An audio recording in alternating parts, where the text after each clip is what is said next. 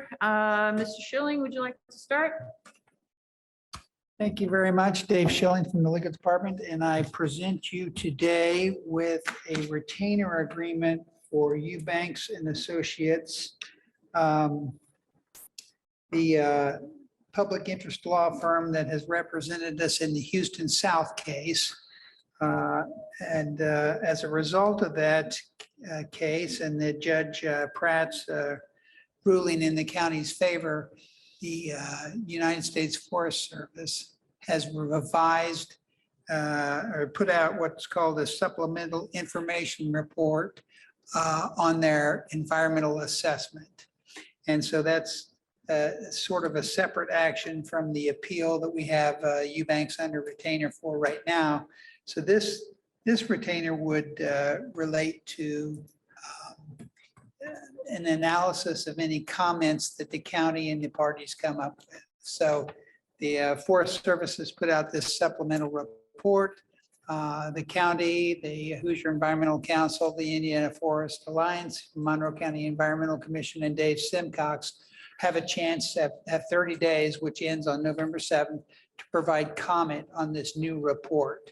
And so those groups are going to get together, come up with some comments, and then this retainer, through this retainer, Eubanks Law Firm will review those comments and make any suggestions or amendments that might be helpful to us moving forward. So that's the retainer agreement. And again, like the last retainer, it's set up where the costs will be shared, 1/3 Monroe County, 1/3 Hoosier Environmental Council, and 1/3 Indiana Forest Alliance. The estimated cost that we receive for this service would be $1,000 to $2,000, I believe. Is that a not to exceed amount 2,000? It's not stated that. Okay. I'll just say estimated 1,000 to 2,000. Okay. So any questions though for my colleagues first and foremost? Have you shared that supplemental with us? I'm a little behind. I have to admit. I have it. You have I it? can send it I'd to love you. to see that also, just for my own Yeah, yeah, yeah. curiosity. Yeah. Yeah, Yeah. but no questions about the contract. Okay. No. Mr. Jones? No, we discussed that the other day in the Environmental Commission. So I'm going to go ahead and make a motion to approve the, I'm going to call it an amended retainer agreement with Eubanks and Associates. Specifically, this amendment will address the supplemental information report of the U.S. Forest Service. The estimated cost is $1,000 to $2,000. Second, We have a motion and a second. So let's see if there's any public comment on this. Do not see any. All those in favor of approving the amended supplemental agreement with Eubanks and Associates signify by saying aye. Aye. Motion carries 3-0. Thank you very much. Okay. I don't think we need to ratify that at a future meeting since it's an amended agreement. I beg your pardon? I don't know if we need to put that on our next agenda for a ratification. I think you're fine. This is not a new project that we're Right. working on. Okay, thank you. Awesome. All right, Mr. Cockrell. Yes, I have 3 items. I'm going to start with a draft ordinance. You should have all received this by email, but the county council at their October meeting approved the financing utilizing the economic development income tax for a bond anticipation note to purchase property and do other related things involving the design for the new justice facility. The revenue source for that was the county economic development income tax, which pursuant to state code, in order to actually receive that funding, we have to have an economic development plan in place. So I've given you a draft of an economic development plan. Please look it over. I'm going to bring this put it up put it on your agenda at your next meeting. But basically, we identify two different things, one being the Justice Center and anything associated with the development of that. And then also, we put a little bit of funding in it for economic development projects, just in case. I think the thought was that, you know, as we move forward, we're going to know a value and what our payments are going to be out of this economic development income tax for a bond in the future. If they do not exceed the amount of revenue we get, we would have the ability to utilize that money for something else without having to amend our plan. So this is going to be a 3-year plan. It has to be at least 2 years, and it has to utilize at least, I think it's 70 or 80% of the cost. Fortunately or unfortunately, that justice facility cost is well over 100% of what we expect at this point to utilize those funds for. So we don't have any worry about not having enough projects in our plan to cover the funding coming in. So if you have any comments or have any questions for that, let me know. Again, I'm planning on putting this on your agenda for next week. Let's see if my colleagues have questions right now, or we can send them to you Okay. via email. Okay. Yeah, I guess I really don't, I really still don't want to be complaining about the way this was done, but I really want to complain about the way this all was done. With the way the city council made this decision and the way they allocated the funding and there are problems. So with that said, we have what we have. Is there a reason why there's a project 2? Because it seems to me we don't need a project 2. And it's very generic, obviously, because it is just a plan. But given the cost that we're facing to build a new facility, a new criminal justice campus potentially, we've pretty much, we're going to be in a position where there's not going to be much else except bonding on revenue from this. And so that's the question, is why can't we just put 100%? I think we could. I think, Okay. I think if you look at the plan, it indicates that in this iteration, it's my feeling it's a pretty high estimate of $100 million for that project.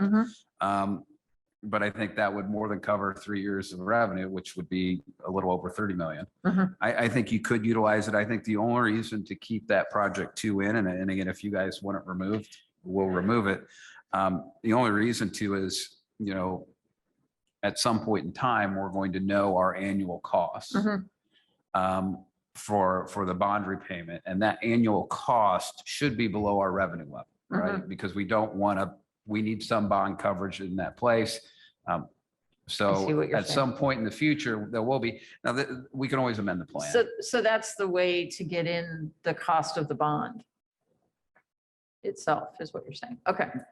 So I don't think, no, what I'm saying is that once we get the bond in place, we're going to have a known bond payment each year, right? I see what you're saying. So like, so Okay. we issue a bond for that the repayment's going to be 9 million a year or whatever it Right. ends up being. Right. But it will be less than our revenue because if we don't, then we have some risk there of having to utilize a property tax backup or some other source of revenue to cover that difference.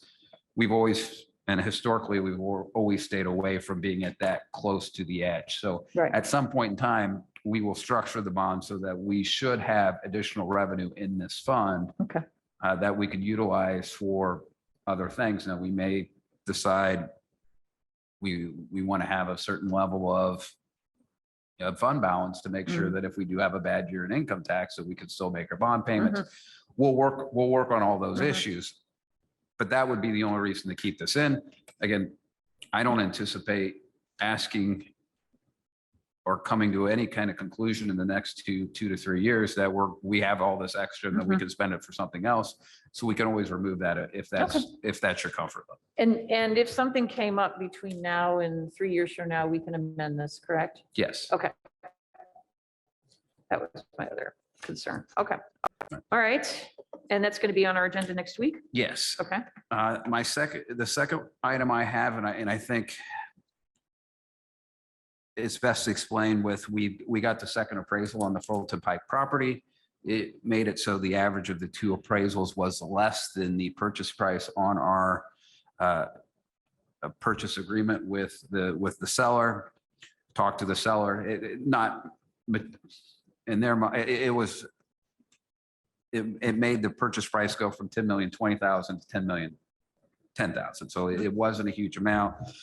They were comfortable with this, with the change. I've had them authorize this. I think I've had Commissioner Thomas go ahead and execute this. So I think we would want to ratify that execution of this change it's 10,000 less. So it's less money. We'll still probably we still will go through the council and have them also agree that this is appropriate. So I'd like to get you guys a vote on you ratifying this Okay. change. So I'll make a motion to ratify the amended purchase agreement regarding the Fullerton Pike project. We have a motion and a second. Any public comment on this item?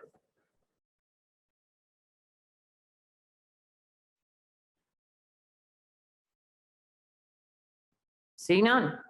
All those in favor of approving or ratifying, sorry, the amended purchase agreement for Fullerton Pike property, signify by saying aye. Aye. Aye. Motion carries 3-0. And my third item, and I guess I'll preface this with, typically when we go, and this is a request for qualification for design engineering work for our new justice facility. And it's designed around looking at Fullerton Pike property. If we have to go somewhere else, I think this would still apply. We decided to do a request for qualifications instead of a request for the name is just, or the RFP is what we generally refer to it, is that we don't really have a end goal yet, right? When you do an RFP, we did that with our solar panels. Like, we want to know, we want to put solar panels on one of our buildings or in an area. We're doing a request for you guys to tell us what's the best way to do it, right? And in this context, we know we want a master plan, but we don't really have a whole lot of guidance as right now as to what exactly will be in that master plan, right? So asking them for a determination and a packet of information that would say, hey, here's what we do here. Here's what we're here. Here's kind of how we would set this out to accommodate all your needs isn't really worthwhile in this case because we haven't identified all those needs.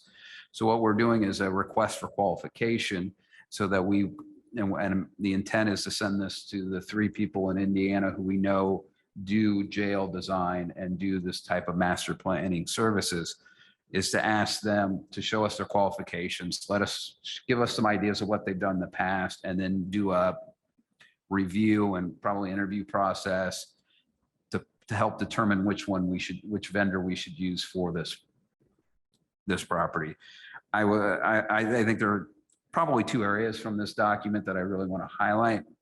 One is the goals, and the goals for the project or the master plan should include both plans for the construction for the initial use, which is the jail, sheriff's office, and courtrooms, and future uses, which will require working with county officials and the public on potential future use.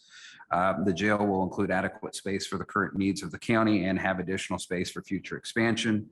The area should have a distinctive, attractive landscaping scheme and a common signage that identifies the area, and that the area should be attractive and inviting to residents, visitors, and serve as a gateway to the city of Bloomington.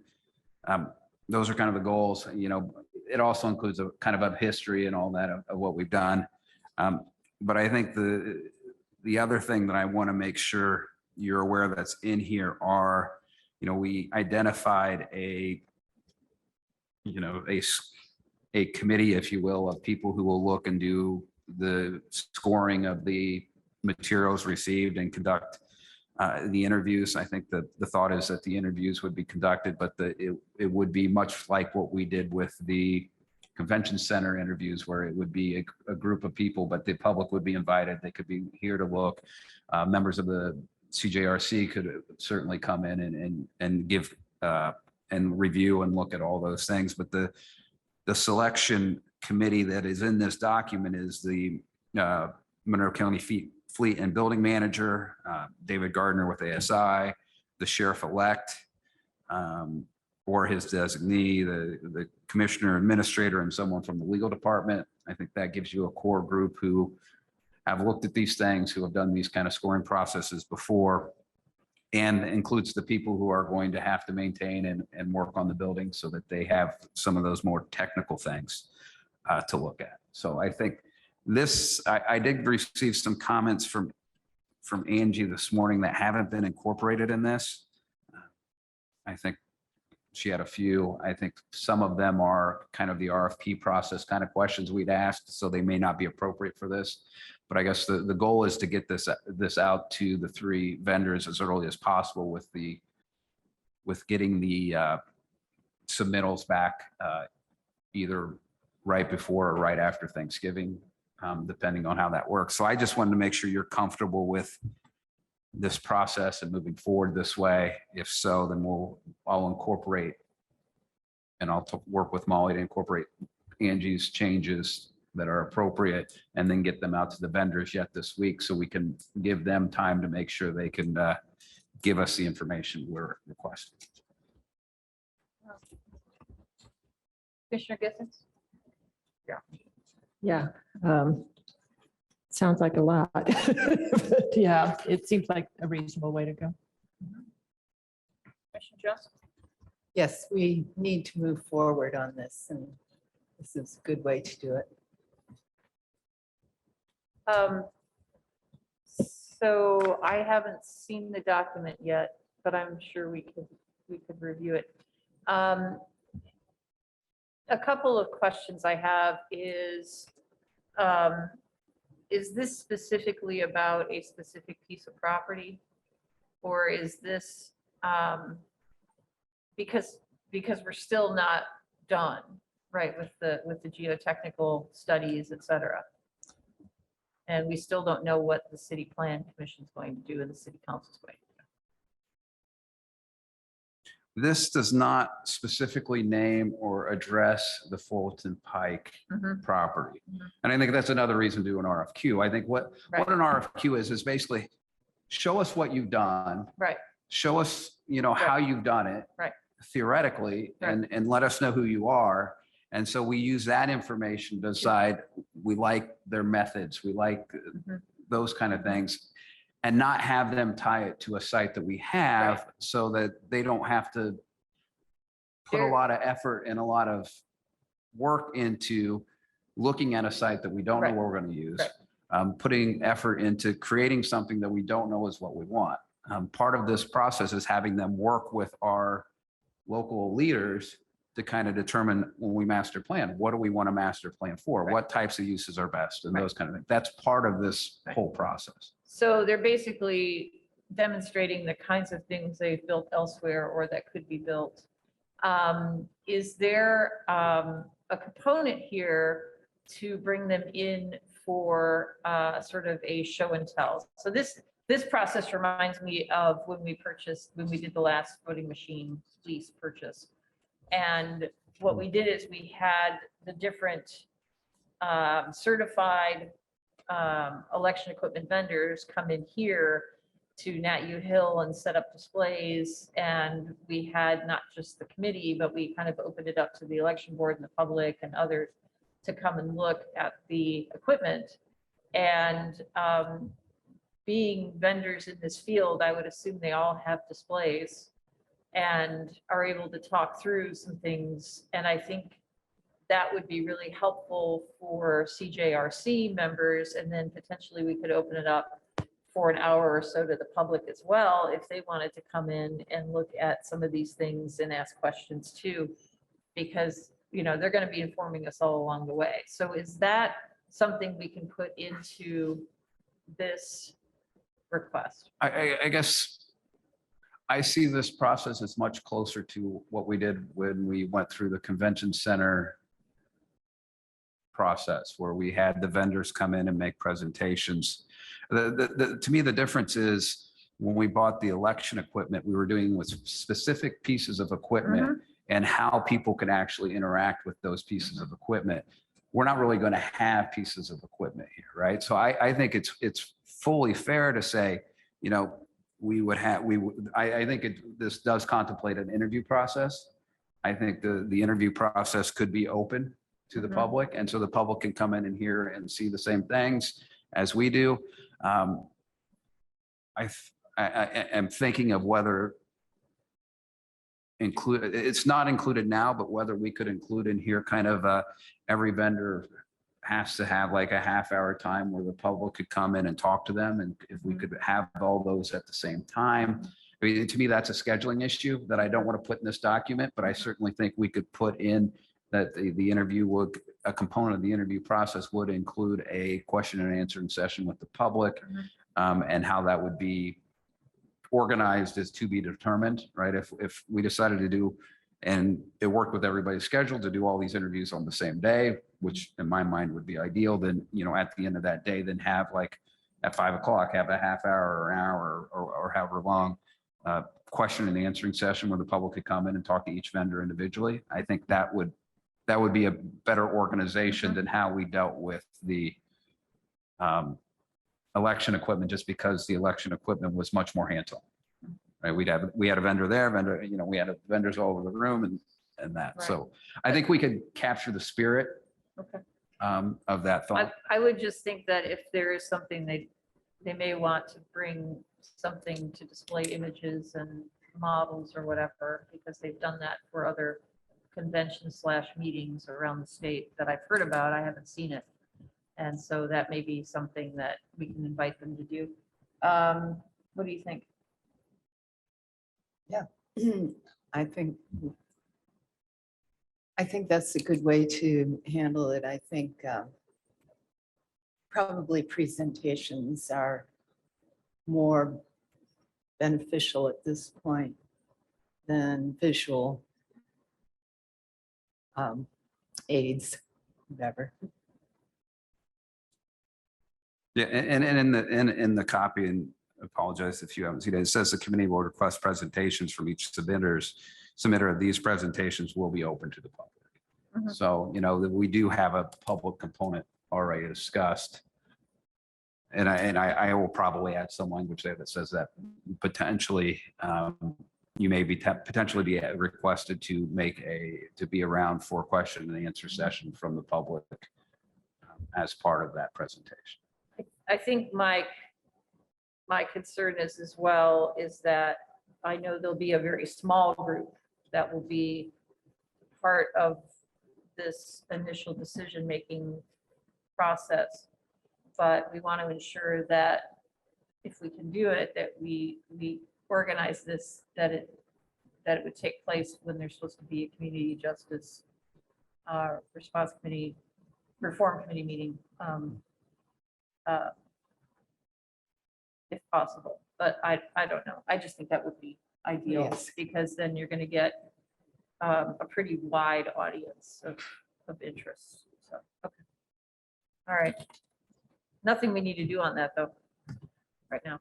Well, I think the thought is that I'm going to amend and look at what I emailed you. I know it was late yesterday. Look at, if you have any questions or comments, let me know. I'm planning on getting that out.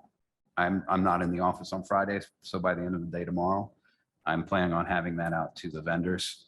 There's 3 in the state, and again, this is I guess I should, for the record, this is a service contract. That one, it has to be approved by the commissioner. So anything the committee does would be a recommendation to you. And also this process would be above and beyond anything we would be required to do statutorily. But we think it's a good idea to get this process to make sure we get the right vendor, because it's a big project. Yeah. Huge. Okay. I do have a question. Why is it limited to the 3 companies that are in Indiana? I mean, is it a legal necessity or? There's no legal necessity. I think that at least when I put this together, when discussing it, we thought that we would want a vendor who is close to where we're at, because it's easier to get communications and questions answered, easier than to come down and visit. I think there's going to be a pretty large public engagement that we're going to have to go, that they're going to have to be part of. And so we thought that an Indiana vendor, one, would know Indiana rules for building jails, and 2, they would also be able to be a little bit more hands-on, because I think our expectation is this group is going to be a little bit more hands-on than maybe they are in some other areas. Okay, thank you. Okay. Anything else? You good? Anything else? That's all I have. All right, great. Thanks, everyone. We are adjourned.